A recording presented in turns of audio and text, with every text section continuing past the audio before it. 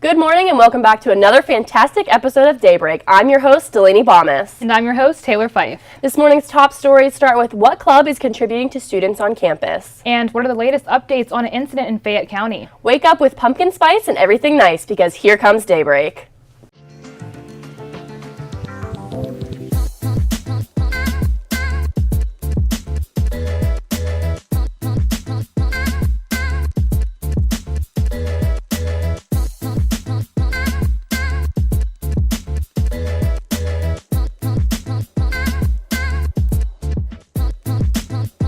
Start your morning with us.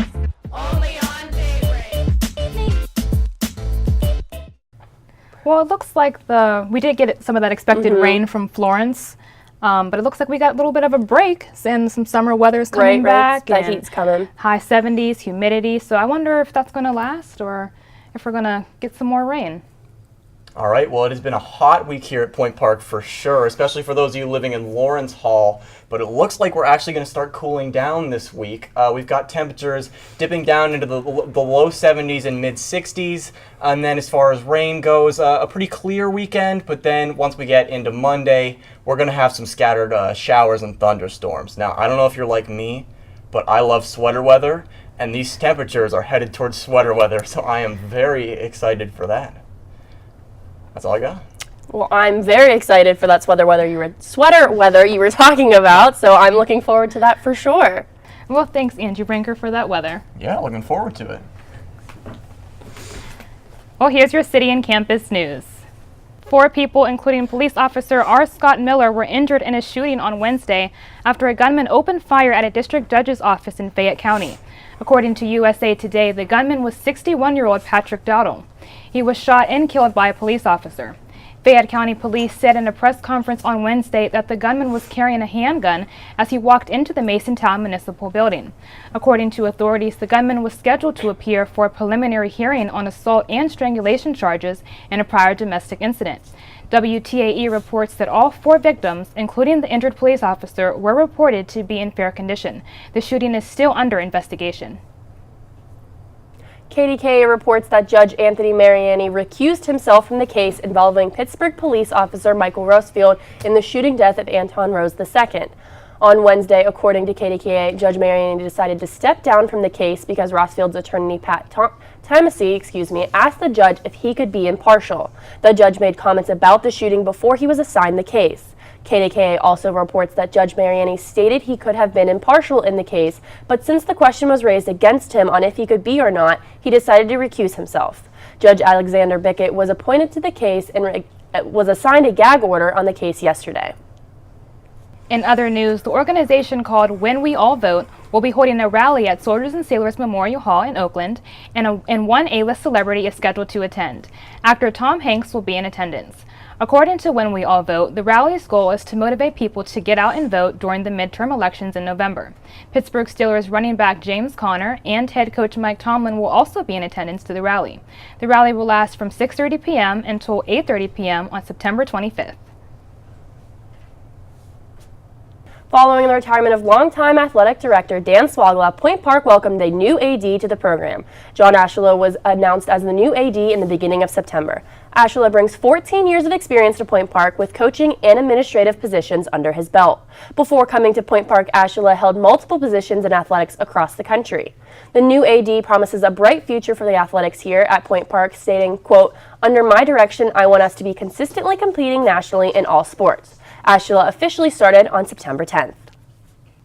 Point Closet's monthly pop-up thrift shop was this past Monday in Lawrence Hall. Point Closet is Point Park's very own thrift store on campus.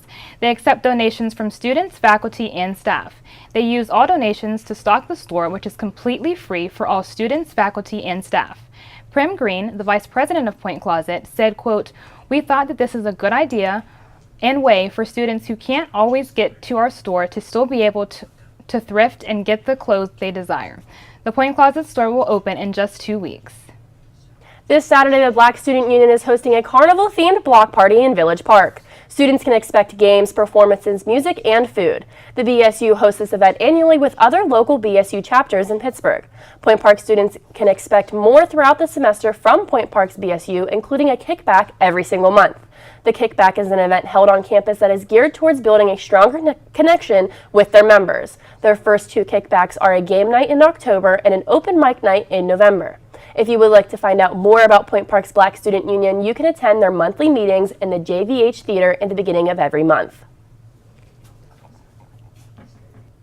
So BSU's block party this Saturday sounds really fun. It's going to be carnival themed. Yeah, I'm excited to see how that'll turn out. Hopefully the weather is nice for that. It'll be a good time for everybody. Right, exactly.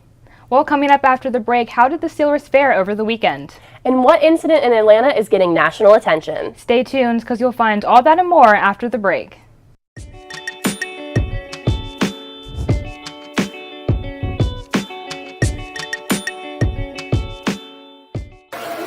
Alright, go.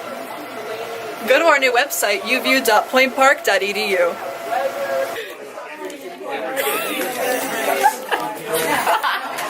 Go, go, go, go, go, go.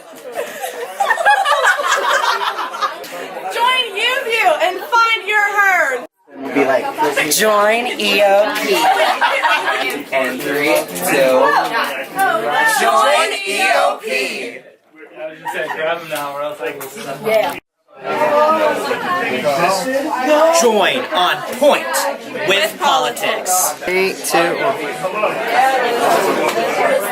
Join Pioneer Sideline. Loneliest number that you'll ever do.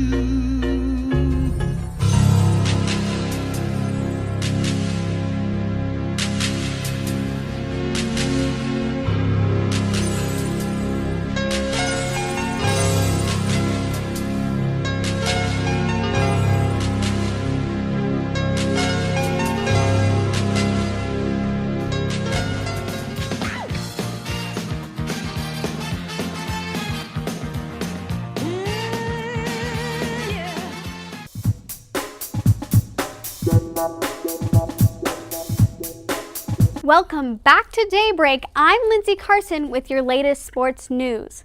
Sunday was a rough day for Pittsburgh Steelers fans. The Steelers took on the Kansas City Chiefs at Heinz Field, and the end result was not what fans had hoped for, the final score of the game being 42-37 in the Chiefs' favor. The Steelers were down 21-0 at the end of the first quarter, but then went into halftime having tied it up at 21-21. There was a lot of scoring for both teams. In the third quarter, the Chiefs took the lead again, the Steelers tied it up again, then the Chiefs got their lead back and kept it until the end of the game. The Steelers' defense definitely seemed to be struggling throughout the game, and fans were not happy about their performance.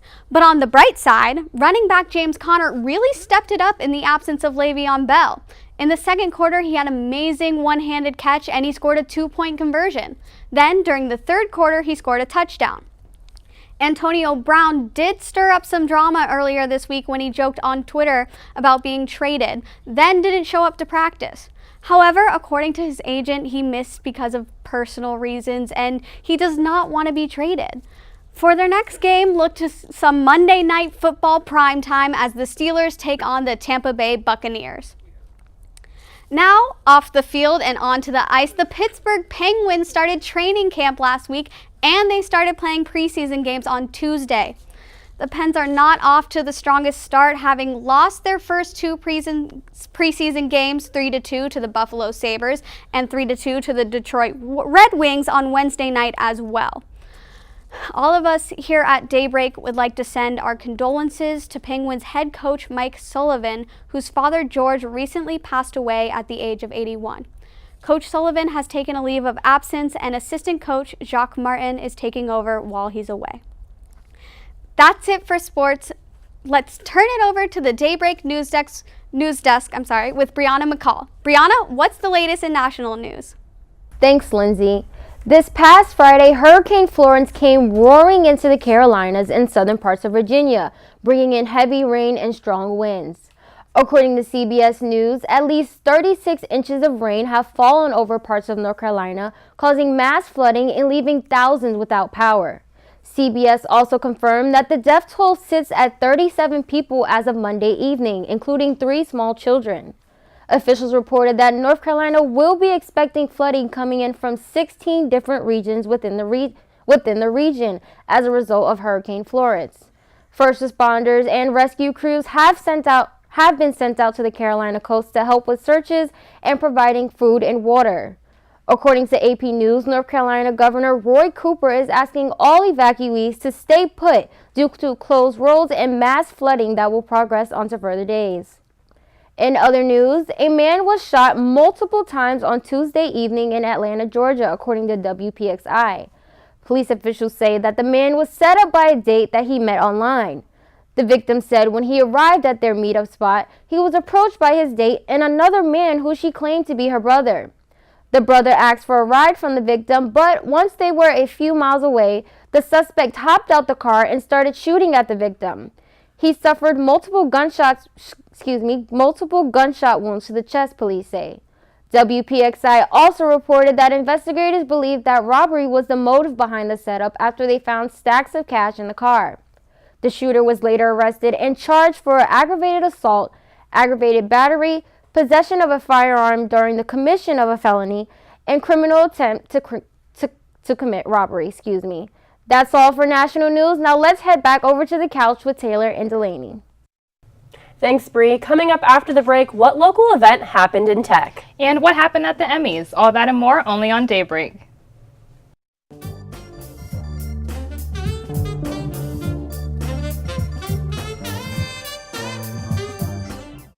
The United Student Government at Point Park University, working since the 1970s to solve the issues that matter to you. What concerns do you have about the university? Student life, safety, food service? Send us an email to studentconcerns@pointpark.edu or stop by our office on the 7th floor of the Student Center. You can also attend our weekly open meetings on Mondays at 3:15. Follow us on social media at USG_PPU for more. The United Student Government, by the students, for the students. The Point Park Sports Network, bringing you live coverage of Pioneer Athletics on Stretch Internet, the home of the River States Conference and the NAIA. Subscribe today for complete access to the Point Park volleyball, baseball, basketball, and soccer teams. Watch live and on-demand broadcasts, and don't miss a minute of Point Park Athletics. Head to pointparksports.com/live for broadcast listings. The Point Park Sports Network, your streaming home for Point Park Athletics. 3, 2, 1. Please visit our website. Please, it's a nice website. Please visit our website. Please. If you have ever watched television, whether accidentally or on purpose, YouView is for you.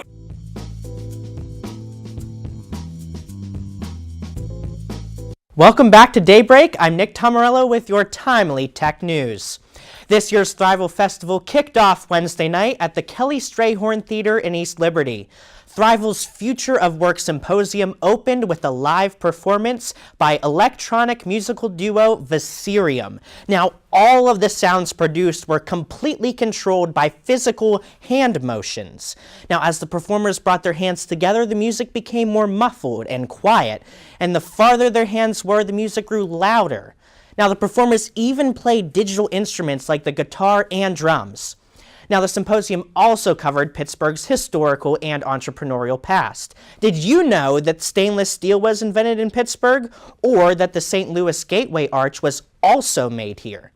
Now, the symposium came to an end with two panel discussions. Both panels talked about technology's disruption in education and the risks and opportunities of an automated future. How can we stay human, with all of this new automation? One of the panelists said that tomorrow's future business and technology leaders should learn how to code and problem solve in all perspectives. Thrival's Music and Tech Festival comes to an end tonight at Highmark Stadium with live musical performances by a wide range of artists. That's all I have for tech. Let's head over to Simone Hardy for the latest entertainment wrap-up. Simone? Thanks, Nick. You know what's better than a husband? An award-winning husband. According to E! News, Glenn Weiss, who was awarded Outstanding Directing for a Variety Special, publicly and also quite romantically, asked for the hand of his now fiancée, Jan Svendsen, at the Emmy Awards Monday evening. The crowd cheered and cried in support of the happy couple as Jan exited the stage with her late mother-in-law's ring. E! News explains that Weiss's mom recently passed away, making this moment pull at a heartstrings that much more. In other news, Spring Hill Entertainment posted a teaser on Instagram of the long overdue movie Space Jam 2. E! News reports that LeBron James approves he will be co-starring with Bugs Bunny and all of the other Looney Tunes characters 20 years later and is still excited about doing so. According to US Weekly, production on the movie should start during the NBA offseason in 2019. Dave McMenamin, ESPN reporter, tweets that the level of Michael Jordan's involvement hasn't been yet determined. Speaking of Twitter, there have been some pretty mean tweets about the upcoming halftime reporters, Maroon 5.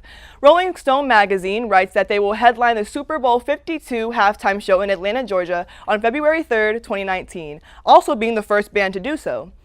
Most people are expressing their feelings on Twitter. One tweet reads, "Nothing says Atlanta's rich cultural and musical legacy like Maroon 5. Another says, "We wanted Outkast, Migos, anything Atlanta, and y'all gave us Maroon 5. At NFL at Super Bowl."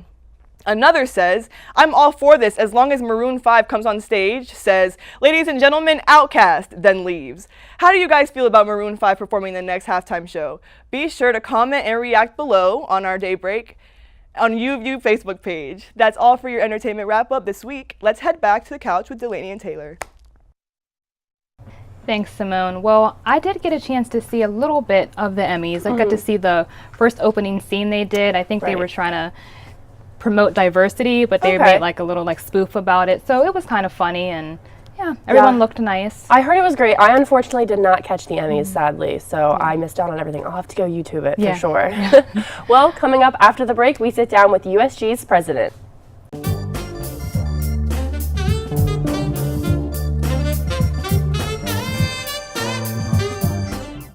The United Student Government at Point Park University, working since the 1970s to solve the issues that matter to you.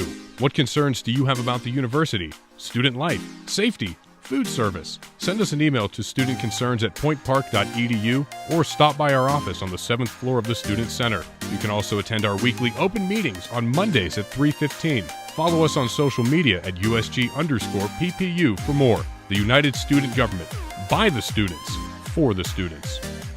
The Point Park Sports Network, bringing you live coverage of Pioneer Athletics on Stretch Internet, the home of the River States Conference and the NAIA. Subscribe today for complete access to the Point Park volleyball, baseball, basketball, and soccer teams. Watch live and on-demand broadcasts, and don't miss a minute of Point Park Athletics. Head to pointparksports.com/live for broadcast listings. The Point Park Sports Network, your streaming home for Point Park Athletics. 3, 2, 1. Please visit our website. Please, it's a nice website. Please visit our website. Please. If you have ever watched television, whether accidentally or on purpose, UView is for you.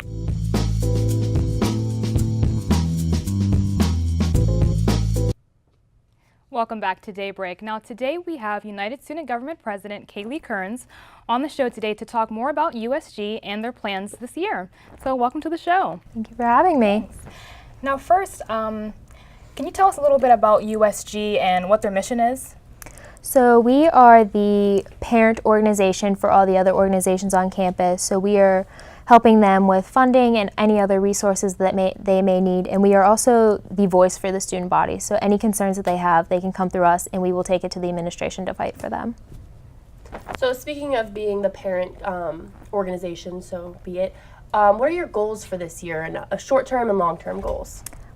Short-term goals is we just recently had the election, so we're going to get all the new senators that were just elected in, get everybody trained, get everybody open to communication, and then long-term goals would be to get as many concerns as we can and start making improvements where we can for all of the university.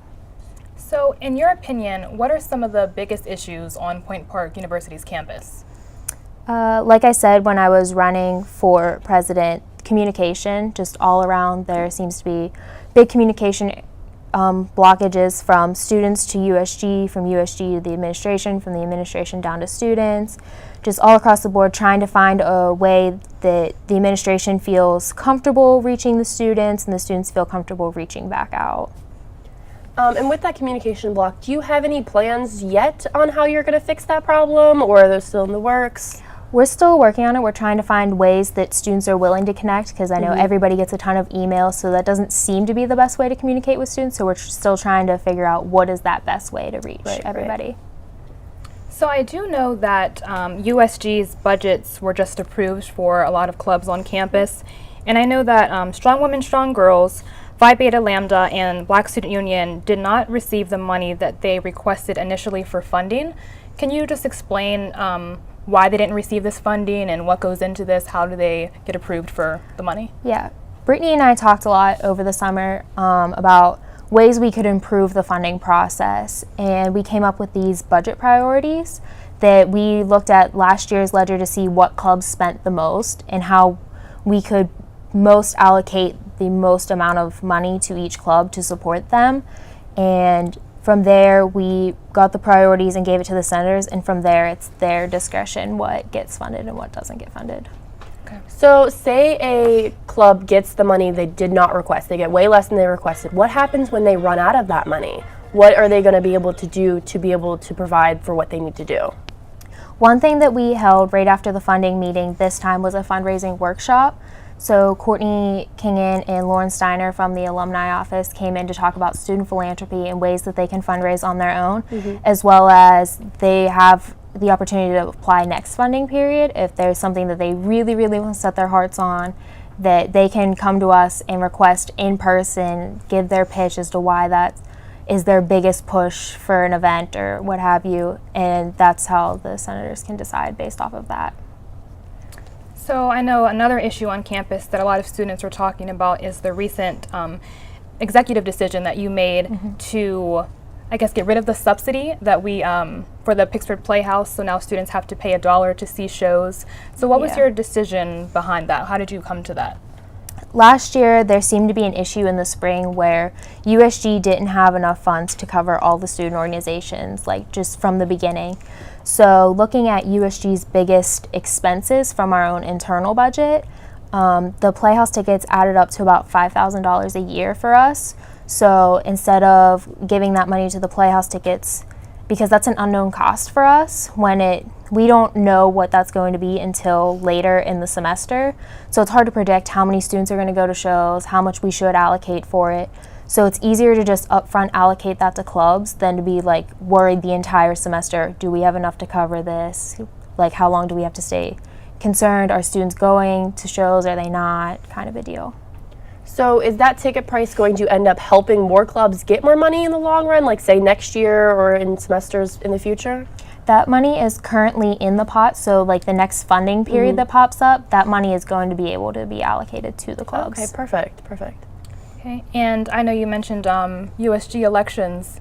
What's going on with that? How about that? We just got the results in today, so I'm going to be sending out an email and letting all of the winners know that they have won the election, and they will be sworn in on Monday's meeting. Okay, perfect. That sounds great. That looks like all the time we have here for today. So thank you so much for coming on Daybreak with us. And that's all we have. Make sure you follow us on Facebook at Daybreak at UView Television.